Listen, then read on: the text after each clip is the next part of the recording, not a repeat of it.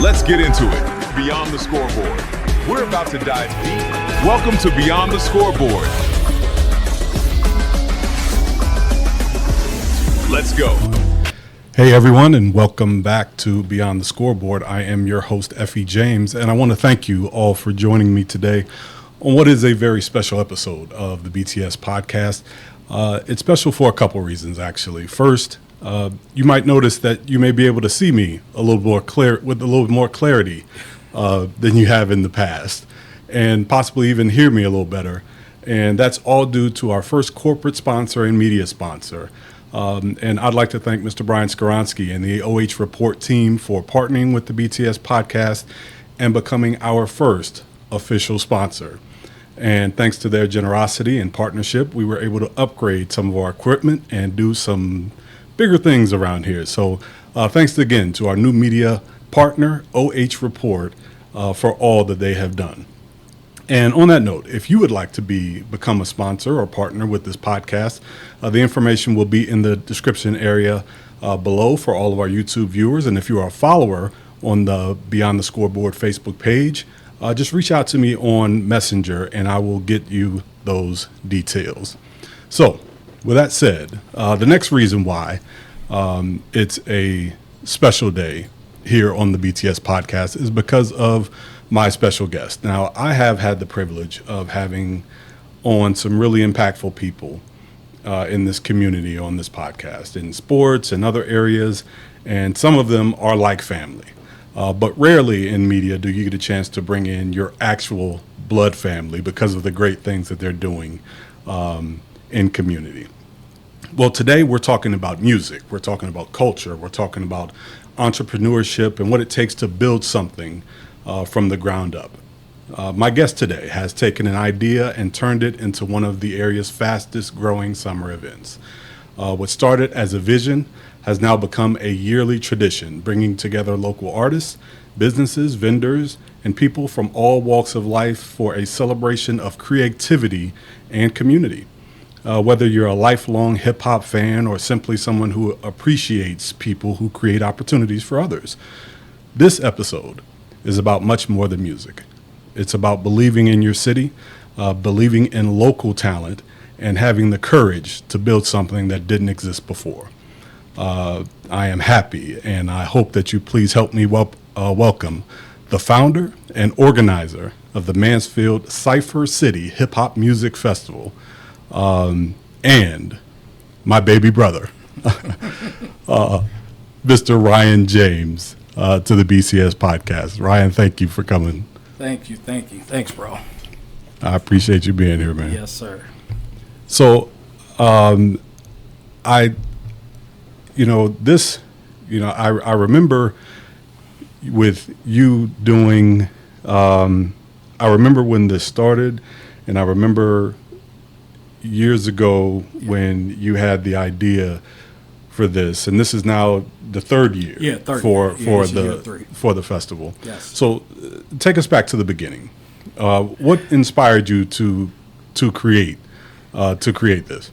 Well, what inspired me to create Cypher City was it was more or less of all in the realm of things I've always did. Since 2000, right? I mean, I'm showing the age. And in 2000, I used to always throw these type of events at the fairgrounds, smaller venues and stuff like that.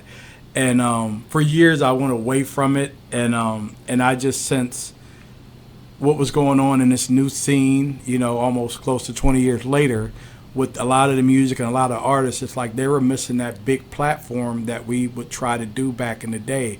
Back in the day, we had we had local shop promoters like Vinny B, Amit Kent, like they had the record shops, and we would collab with them and we would do stuff like this. But we missed that for a lot of time, a lot of years. So it made me want to bring Cypher City back and that type of vibe and big stage and big platform. Yeah, I do remember, those days. That was, I feel like that was hip hop at its core. Oh, you know what I mean? Yeah. Mixtapes and yes. you know what I mean?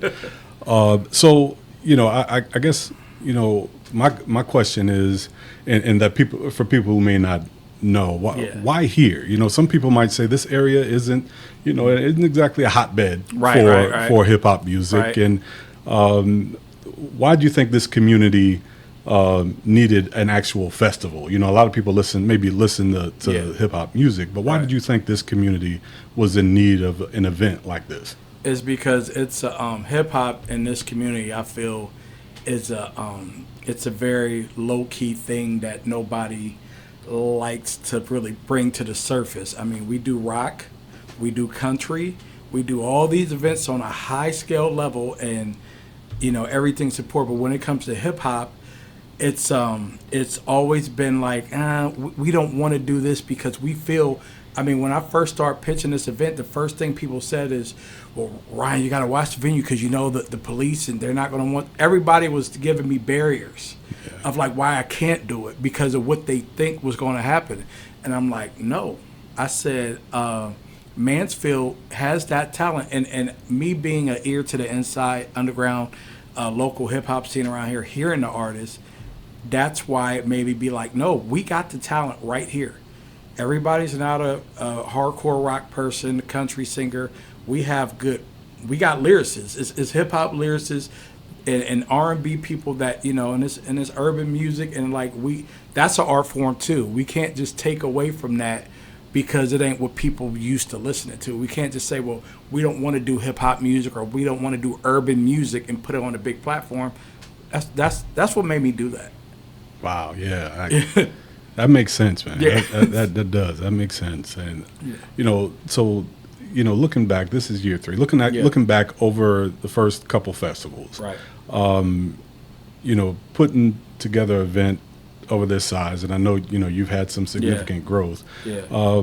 What are some of the biggest lessons you've learned over the last couple years that you hope that can make year 3 the biggest and best of the 3? What are some of the lessons you've learned in the last 2? Well, according to my wife, in her punch list, Right. She gave me a whole punch list of stuff we need to do better. It's because the biggest lesson I learned is with the artists, is making sure this year I really mixed my overall career profession of what I do day to day at Ohio Health and managing with how I coordinate this. I was like, it was about emails, it was about correspondence, it was like deadlines. I really made the artists understand the importance of how to really follow up if you want to be a part of this festival. It's just I really forced them to be disciplined. My sets, because in the past I'll just give a person like, oh, that okay, we'll get that person 15 minutes, we'll get that person 20 minutes, and then everybody performed and people were short. So this year we standard, everybody 10 minutes. You got 2-3 songs. Let's go. And I think by doing that and also with people entering, trying to, because I had news journal hit today, and between yesterday and today online. So and I always know that whenever promo hits, the buzz gets crazier. Right. Yeah, I mean, but like the whole last 3 months, I've been telling people doing stuff like that. But when promo hits, the buzz just like, oh, well, I didn't. I'm like, look, man, the deadline's done, and I was just real strict on that. No openings. If we're locked, we're locked. And I think because I learned the hard way about letting people in at the last minute, doing this at the last minute. So that's a little bit things I did different this year. Yeah, and I know we were talking a little bit before. I know you have a ton of artists, that are. Wow. I know you had to cut off, but I know you have a ton of artists. You're up over 30 artists that are performing. Yeah, up over 30, and I think we always have drop-offs every year, and believe me, one year it was so crazy. I literally had a waiting list. Wow. but and the way I looked at it is, I decided this year I'm not going to have that opening because it's going to take away from the organization of the show. So therefore, if I have a dropout, I have a dropout. I give that time back to the festival for us to do other things. Derek Jackson, DJ Dro Jackson, he just narrates it perfectly. He's one of the best DJs around. That you give him an agenda of 30 artists, and it's strict because they got to get him his playlist and all that stuff. But but getting through 30 artists is not an easy task. I love and being there last year. What I love most about the festival is, like, more than anything, and is there's a vibe that happens at certain places you go. Right. You know what I mean? And there is, I'm more of a traditionalist when it comes to hip hop music, but no matter what, there's a vibe that happens at different places, and to me, hip hop is more than just music; it's a culture. Yes. And what I enjoy about being at the festival is just the vibe. Yes. No matter what is going on, there's a vibe. People enjoy it. Yeah. Are enjoying each other. Yeah. You're able to talk, laugh. Yeah. And so what I'm curious is to know, like, behind the scenes. During the event, what are some things that's going on? Like, we see the people on stage. What are some of the behind the scenes things, the work that's going on that you're doing, your team is doing, that just would never get recognized, right? But are vital to the success of the festival, right? So behind the scenes, I have people like Jameson Miltier, Tika Miltier, who hosts the show, where, and what they do is strictly take the format that I give them, and they put it together. We got Jerry Likens, which is a longtime supporter of just good music. He's a heck of a producer, and he deals with kidney disease, so he's not often on his feet. But he's been able to do so much of the behind-the-scenes graphic works. So a lot of the flyers and banners that you guys will see for Cypher City, between Jameson and Jerry collaborating on the artwork, like, they put that together, and then so the festival. So usually what we do preparing it, because I usually every year I get access to the fairgrounds on Friday. It's like literally it's big setup, and every year it gets bigger and bigger. Right. And I don't have a full staff team. It's just people that I call up. My poor wife, she's be hanging along with me, and she can't. But biggest supporter, and what she does is she kind of keeps me together and stresses me out at the same time. It's a combination, but it's a lot going on that we have to do, from banner setup to setting up the stage. This year we're coming with a more impact, bigger stage, bigger sound. So I rented a stage from Prestige Rental. And then also Doug Wirtz of the Mansfield Playhouse. I worked with him last year, and Doug's giving me. I'm going to pick up like some extra platforms from Doug. So the possibilities are endless, because I'm like, Doug's like, come get whatever you want, Ryan. And plus, with the stage, I have a nice 16 by 12 stage I'm getting from Prestige. So between all that, we're like going to put together a really nice stage. Wow. Big sound. We got a lot of additions, good lighting this year. Because all that stuff is now, so what we're looking at every time is setup, like concert style setup. And so we go in there Friday, we take a team of people, and about 4 or 5 of us or more, whoever I can get to come out, and we get to going. Wow. Yeah.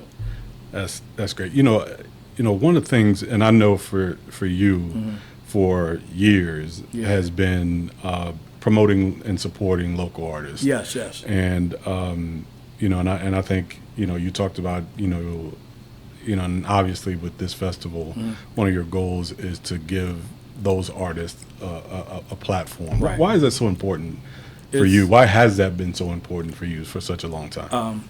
It's been very important for me because so many people have dreams in Mansfield, Ohio.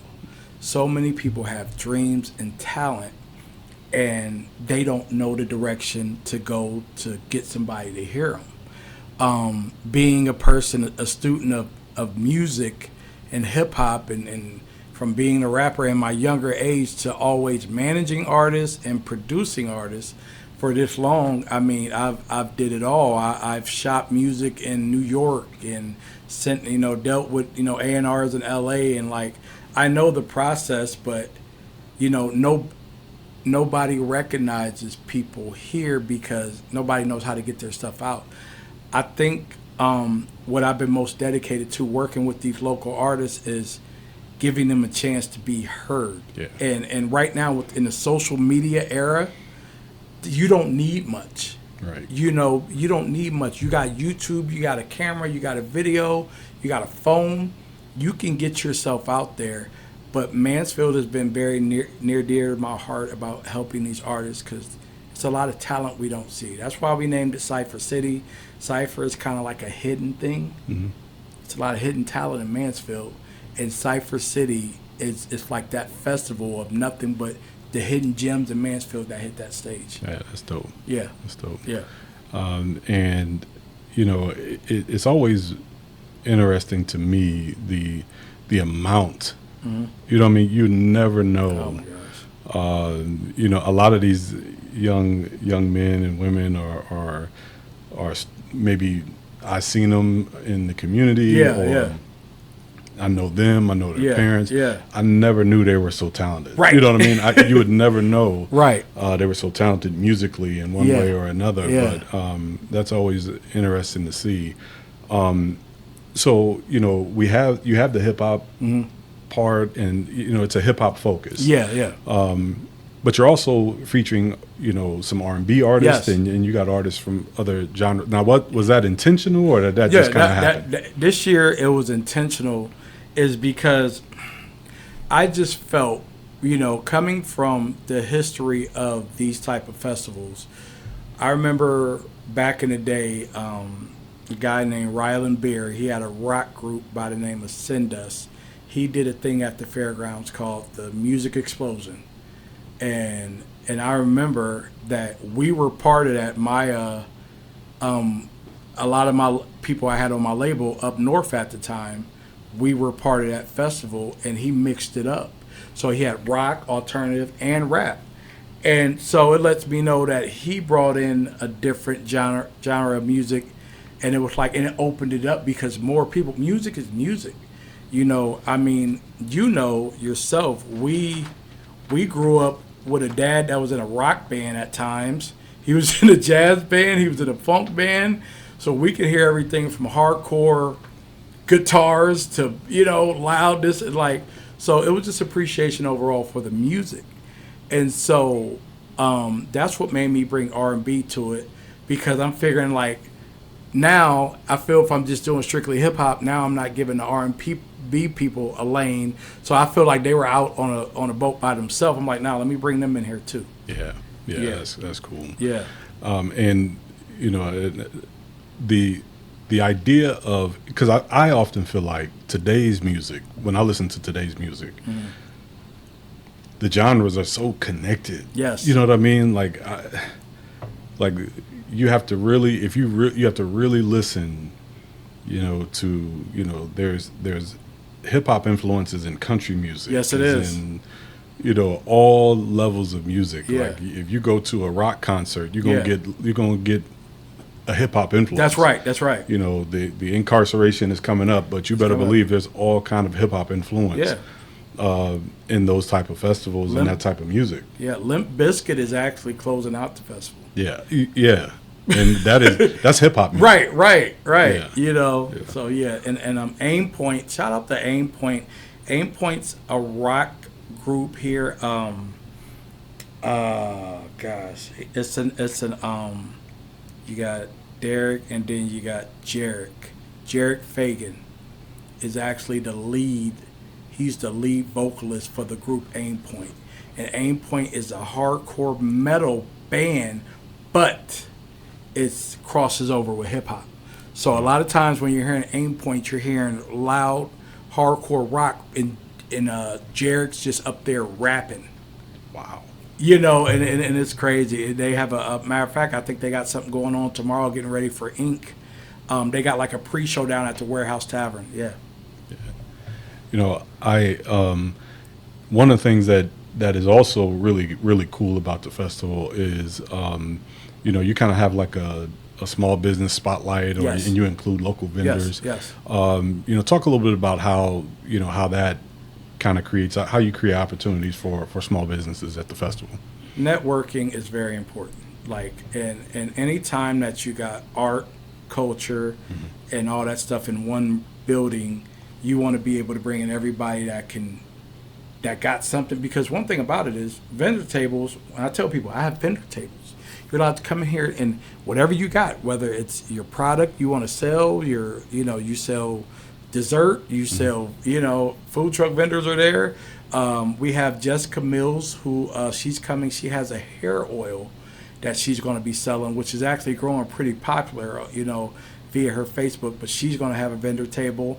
I got a guy by the name of Joe Pesh, which is actually from Elyria, but from the Mansfield area as well. He has a clothing line called Flavor Mart, and he's there last year, and he has a great line of clothing he's selling.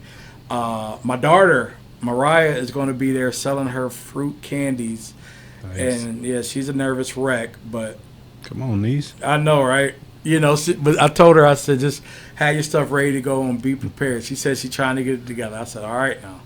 But and then we got some more, but as we go through these next weeks, it'll be some on the vendors. I'm allowing late bloomers because it ain't nothing but a table. They have a $15 fee, and just come. I'm encouraging more and more because I want to see them people network. Yeah.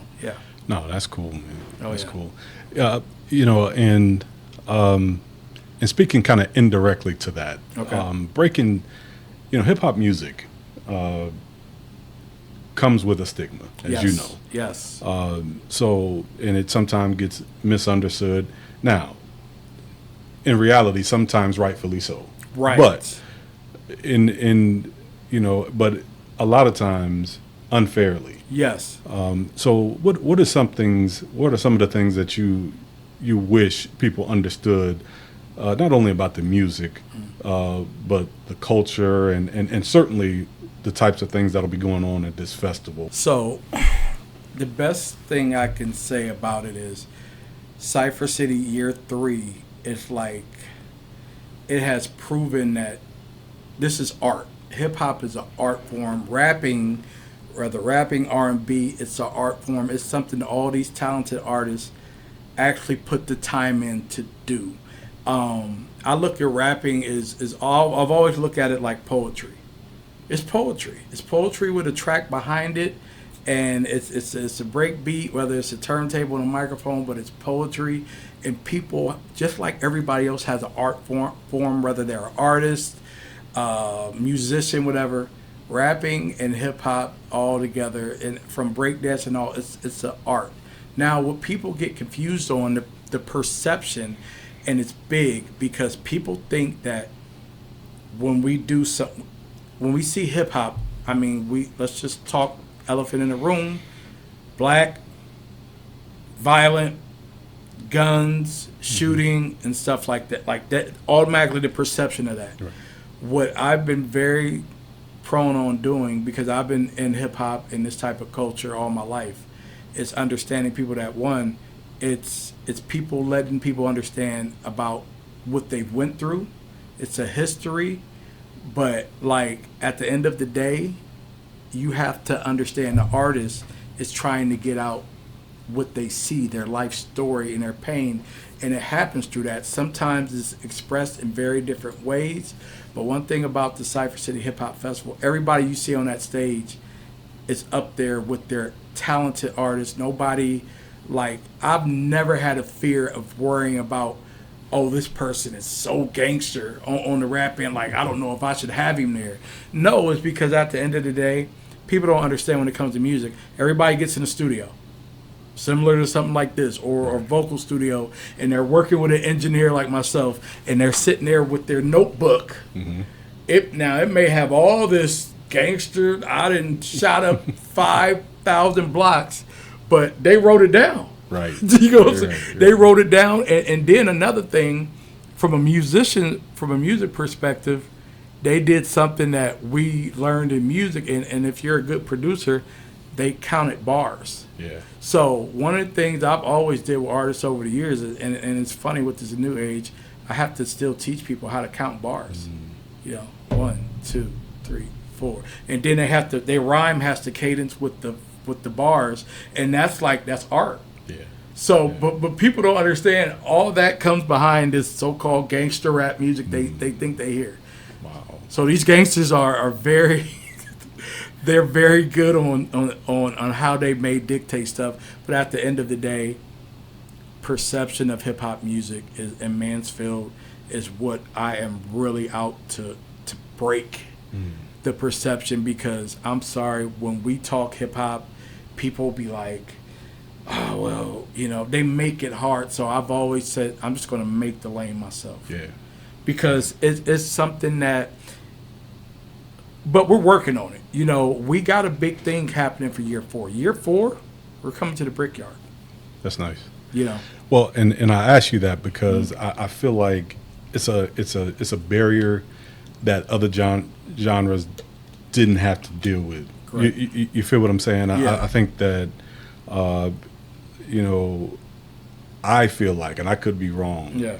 But, you know, in no disrespect, I got nothing but respect for how incarceration came about. But I feel like the thing just came up and exploded out of nowhere. Out of nowhere. And it was ready-made. Yes. There were no preconceived fears. None. They put it on. They put it at one of the most historical, if not the most historical landmark in the city. Yeah. And ready-made for tourism, ready-made for everything you want.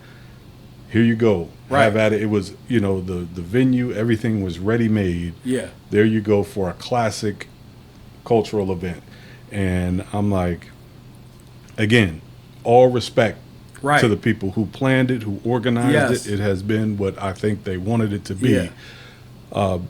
But on the same token, I look at, you know, what you're trying to do, and I'm thinking, and I'm watching you fight, scrap. Yeah. You know what I mean? Yes. And even with what you're doing, right? But also watching you grow. But I'm seeing you go up the rough side of the mountain. Oh yeah, it's very rough, because I'll be sitting there thinking myself, like, when it comes to stuff like incarceration, and I'm just like, because I look at that, and I'm like, man, that support is crazy. Yeah. And I don't know if it's just the powers that be when it comes to the people that come together, and then when they want to do something like that, the sponsors and stuff like that, and they just say like, well, okay, we do this big venue. I mean, and they come, like, here I am, I scramble for a stage, scramble for some rightful speakers, but you go to stuff like incarceration, I'm like, man, I never knew all the stuff that was accessible in Mansfield, but incarceration has the biggest sound and whatever, and it's just like, wow, it's just the people that break out for stuff like this. But then we talk Cypher City, and it's just like everybody looks like, oh, well, we don't. Yeah. Oh, like my door is not as nobody gets creative with stuff like that. But shout out to people like Zach Heiser, because Zach Heiser he's always, we work together on events, and he definitely embraces the hip hop community. Of course. But Zach does a great job, man. Zach is wonderful. Yeah. And so I say that, and I hate to always address the elephant in the room, and I'm like, is it the culture of our music? Yeah. Is it what it is? But the thing about it, how can we break through that? Because I'm sorry, when it comes to hip hop, the culture, we are the culture, and it's everywhere. It's in everything. It's in rock. It's in everything we do. But then when we want to bring it out there, broad stream it, mainstream it, it's just like, you know, it's been a rough haul. Well, I'll tell you this though. I will tell you this. I've seen where you come, where you are, and I think, like you're talking about, you can see where it's going, and I think that because of that, I think it'll be you'll have greater outcome Right. on the back end, Yeah. because of how you get there. Yeah. You see what Yeah, I mean? yeah. I think because of how you get there, Yeah. the outcome be greater. Now, and when you think about the festival itself, so far, and and you spotlights some moments and some Yeah. highlights Yeah. of things that have happened in the last couple festivals. What are some highlights, some moments that you can say, man, that was a dope moment in our last couple festivals? What are some highlights of the last couple years? Last year, a young man by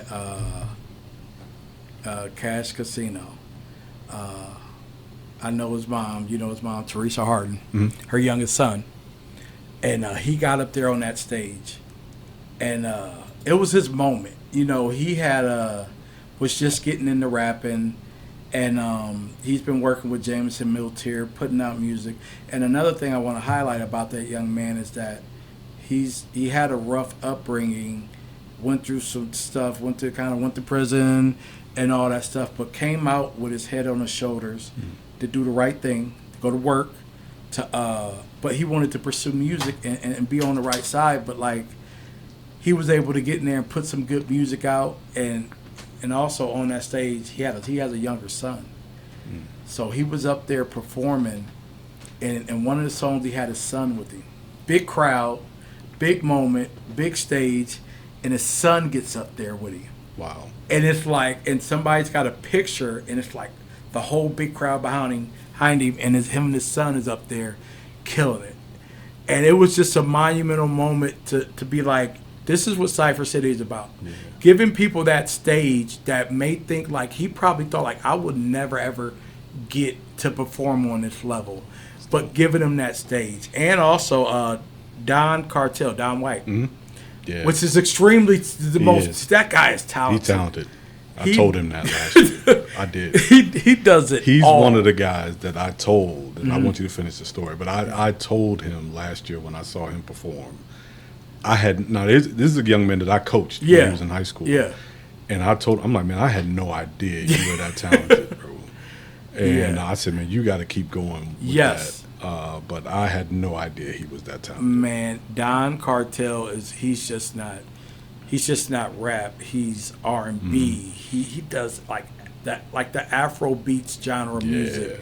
He's behind the camera. He's a beast. Photos, videos. He's shot in video. It's just whatever the work, and he's so passionate about it. And he's a good person. He actually got up there with his son. Just having an artist come up there with their kids, with their sons, and just because they want to pursue their dreams and bringing their platforms together. That was kind of like the highlights of last year's Cypher City, and that's when we embraced more. The younger crowd got to come in and see that, and more younger kids were like, man, like, I don't know what I'm gonna see. I know I'm gonna see artists and people up here rapping, but I'm seeing people I know go younger kids like I go to school with, like, he's up, what I mean. So just having that whole vibe. So those were some of the highlights, and just seeing the smiles on people's face and the energy. So that was good. That's dope. So looking ahead, now you talked about you have ambitions of being in the brickyard and things like that. But looking ahead, what are next 3 to 5 years when you're looking at the festival? What's the big vision? What do you see? What do you want for this festival ultimately to look like? Rolling Loud. I tell people when I say to people, it's so automatic when I say this. Yeah. And the reason I say Rolling Loud is because Rolling Loud is literally, in my opinion, the hip-hop version of incarceration. It's done in a very open area. Like, you understand, like, in me, I don't know, I just shoot so big, like, I got so much money. But I'm out, like, the fairgrounds. I'm looking at the fairgrounds, and, like, because I always do at the fairgrounds, I have a very good relationship with them. So I said, how much is the grandstand? She gives me the price. I said, okay. Me, I'm thinking, like, always I look at a price and I'm like, I always break it down to easy science over a year. So long as over a year it's easy work, I'd be like, we can do that. But then she tells me, okay, the grandstand, but then if you want the track, it's like a double fee. So I was like, but I'm thinking in the vision like Rolling Loud, like, because this is where people have these events. It's open field and stuff like that. People can come out, but the Brickyard kind of popped out a little bit more because it's already outside. They already have a venue that has a stage, so that's half of the work because creating all that just costs more money. Right. So, and plus it has the vibe of being downtown. So I feel that could be it's going to be a big thing. Shout out to Jennifer Kime and everybody that I'm currently working with them. I'm getting that process. That process is going to pick up big time after Cypher City on getting that set up. But I really feel, okay, the Brickyard, but from there, I want to get this thing going like a bigger, Rolling Loud type style festival. Then my biggest vision is to be able to bring bigger acts down here. But I want to keep it local, like with our artists, and and make the stage bigger for them. But be able to every once in a while, just like Ink, because people don't understand, Ink is the same thing. All the bands in Ink aren't popular bands. Right. Every once in a while, they have a couple big ones. Like, of course, they had Jelly Roll last year. Right. That, okay, it's Jelly Roll. You know what I mean? But at the end of the day, I want to be able to keep it independent and Ohio-wide with local and independent acts, but at the same time, bring some bigger acts in, and that just sets it off and be able to give back. And in my opinion, it'll put Mansfield on a bigger scene and a bigger map along with Ohio. Wow. I could have brought Cassidy down here. I keep throwing that out there, but I literally could. The manager just reached out to me, and this just shows you how much motion Cypher City has been getting. The manager reached out to me, and he was like, man, look, we're already in Ohio. He gave me some decent, rates and whatever. We can just come pull up, and we can, he can sign or talk, or we can perform. He could do 3-4 songs, and he was like, because basically from an artist perspective, when they're doing little cities, they just can be like, pick up this much money from this city, come to, and just go, do a circle, because it's local there in the area. The logistics wasn't there, and sponsorship was little to nothing this year. Passion project, definitely. Right. And but I did make a good connection, and then made me think about furthermore, let's try to put those things in the game plan early. Yeah.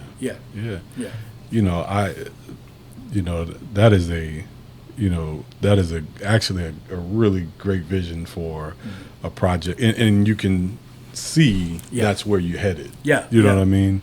That's where you're headed. And speaking to that, so now that your vision is in place, people that aren't performers, but community members that want to support. If they want to support, what can they do? How can they support the festival? But they're not a performer, but they just want to support the festival. What can they do? Well, one of the things I encourage them to do is come out and be a part of the festival. I've been reaching out to like a lot of city officials. Aurelio Diaz actually comes to the festival. He comes and definitely has a good time. But I've made points for the mayor to come out, all members of city council to come out, and community-wise to show that support, because we as a hip-hop community, we want to see that.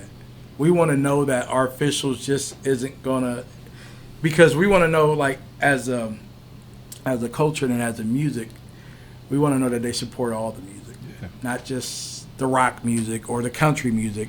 We want to come see what we're doing too, and it looks good for community on the artist to see, like, man, the mayor was there, this person was there, and I got to perform in front of them. It's because it just, and once again, we're highlighting Mansfield's talent. And that's what I want to see. David Falquette was he was a sponsor last year, and from city council, head of city council at large. He was and he just really loved the idea of it. But I want more of that. I want more of the buy-in from our city officials and city leaders, because I want them to embrace it just like they embrace everything else. Oh, that's cool. Yeah. So I want to give you an opportunity to give a, tell us about the festival, Yep. give yourself a plug, tell everybody where the festival is happening. Yes. Do they need to buy tickets? Yes. How can they attend? What special things are happening this year? Yeah. Tell us about Cypher City Yep. Hip Hop Festival. What's going on? Where is it? Cypher City is going to be on July 25th, not this Saturday, but next Saturday, July 25th, Richland County Fairgrounds at the Youth Hall. So I always tell people, Youth Hall is the one that's, far as size-wise, it's the one it's the middle one. First year we were able to get, the biggest hall of it. I think it's the Fairhaven Hall. Yeah, and we got that by default because all electric was out in the other buildings. So, but this year Youth Hall is just as big. It's going to be in Youth Hall. Doors open at 3:00. It's going to be from 3 to 9. I've always tell people it's going to be 3 to 9, but if we happen to run over, it'll be 9:30ish, whatever. But we're hoping we don't run over. What people can expect to see is vendors there, artists, food trucks. We got V&M LLC food trucks, and we got Deja Food coming. So we're going to have some really good food trucks there. The cost of admission is $10 at the door. That's all we're asking for, $10. Forms of payment will be Cash App, and Apple Pay. So we want everybody to come out. What they can expect is come out, have a good time, come out, network, talk to artists, interview, and podcasters. I'm really urging podcasters to come out, streamers come out and stream, interview artists, and stuff like that. And it's just a network of art. So everything that revolves around art, podcasting, streaming, and everything, just come on out. I mean, just have fun. This is a chance. If you couldn't perform, come out there and bring your music. You never know who you can meet to connect with, to do music with, or just come out there. You may get a chance to get the mic passed to you or intermission. Like, come on, just come on out and have some fun. Oh, that's dope, man. That is dope. Yeah. I think it's what I appreciate most about this, and let me say this too before I get $10 and go. You know what I mean? Get your $10. Just get it. Get your $10 in cash. It's nothing. It's nothing. Get you a $10 bill. Yeah. Go out there, put your $10 and go in. It Yes. is going to be worth it. You're going to enjoy yourself. Yes. My wife and I go, and we just always enjoy seeing. As people there, we always see somebody we haven't seen in a long time. Yeah. We enjoy the vibe. Yeah. And it's just a really nice time. Yeah. And it's. And the food vendors, always great food vendors, Oh, yeah. and things like that. So the one thing is cool for all ages. You know what I mean? Yeah. It's like I said, I'm a hip hop traditionalist, Yeah, so yeah. I'm not all into the new age hip hop Yeah. music Yeah. per se, but the Yeah. vibe I always enjoy being there. So it's cool. I enjoy that. Yeah. But what I appreciate most about this conversation is that it reminds us that every successful event starts with someone who's willing to take a chance on an idea. It's easy to complain that there's nothing to do in our communities. It's harder to be the person who creates something for everyone else to enjoy. So whether it's music, sports, business, or education, progress happens because people are willing to invest their time and energy and resources into making their community better. That's exactly what today's guest is doing. That's what Mr. James is doing. We'll close things out with my final thought right after this.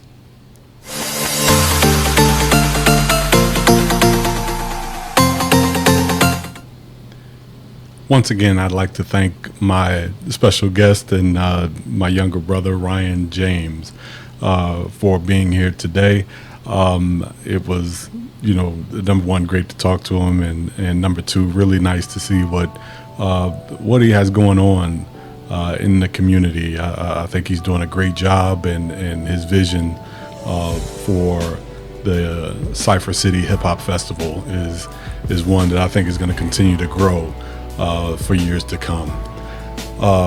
So my final thought tonight is about just us as a community, and this conversation has really kind of been the catalyst for tonight's final thought. You know, one thing I've learned over the years, whether coaching athletes, working with students, or talking to community leaders, is that community doesn't always just arrive. Sometimes you have to create that community. Events like this festival give artists a stage. They give vendors a customer base. You know, it gives families something to enjoy together.